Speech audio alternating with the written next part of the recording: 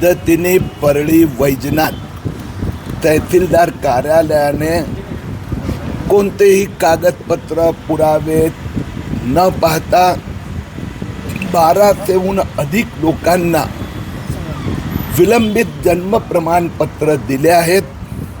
हे फार चिंतेची बाब आहे।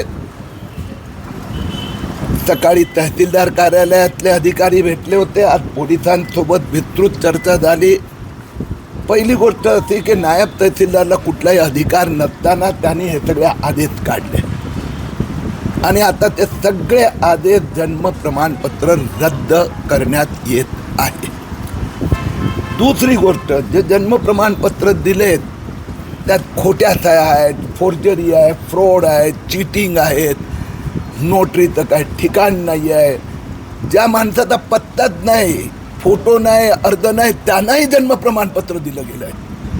आणि म्हणून मी पोलीस अधिकाऱ्यांना आग्रह केला आहे की त्यांनी गुन्हा दाखल करावा आणि हे फ्रॉड करणारे कोण कोण आहे, याचा मागे कोण आहे, त्या सगळ्यांची चौकशी करावी।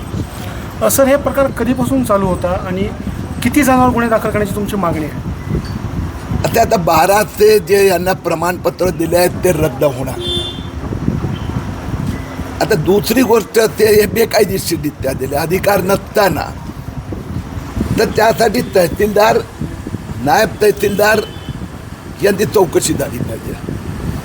ही गोष्ट असं लक्षात आलं की आज नगरपालिकेचे पण CEO उपस्थित होते।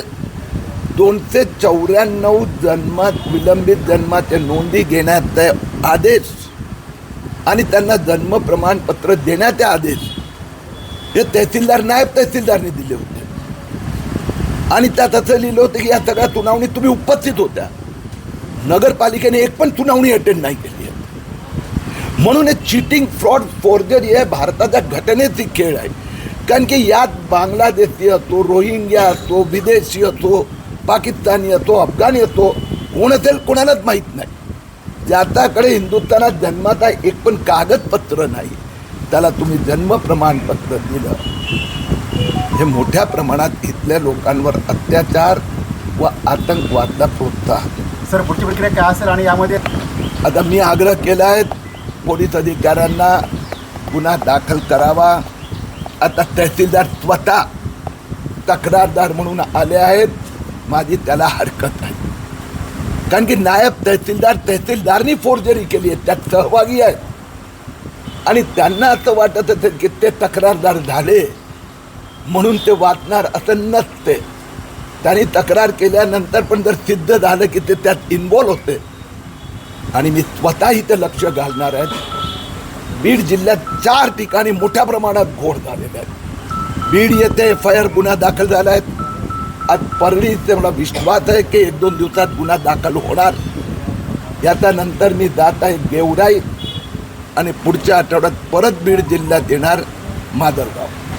सर, गेवरा 12 ते 14 नोंदणी झाली आहे, मादरगावला पण तशीच झालेली आहे, पण त्याची चौकशी करायची आहे। बीडमध्ये फ्रॉड, फोर्जरी झाली, गुन्हा दाखल झाला, येथेही फ्रॉड, फोर्जरी झाली, गुन्हा दाखल होणार।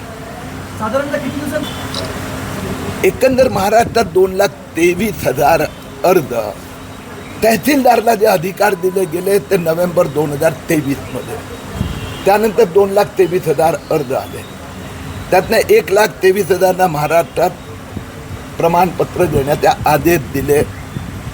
आताची स्थिती अशी आहे की यापैकी 97% अर्ज हे बांगलादेश किंवा रोहिंग्या किंवा असं संबंधित मुस्लिमांचे आहेत। इथले जे मूळ मुसलमान आहेत महाराष्ट्रातले, त्यांना काही अडचण नाही, त्यांच्यापैकी 2%चेही अर्ज नाही आहेत पण त्यांच्याकडे आहे।